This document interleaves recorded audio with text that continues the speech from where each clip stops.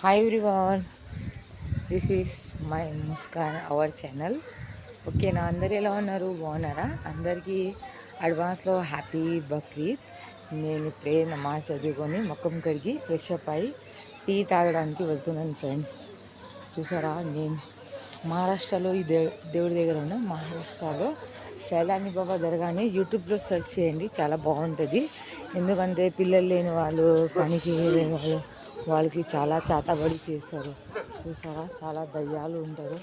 పాపం ఆడుతుంది పాప. ఇగో సైలాని బాబా దర్గాలో.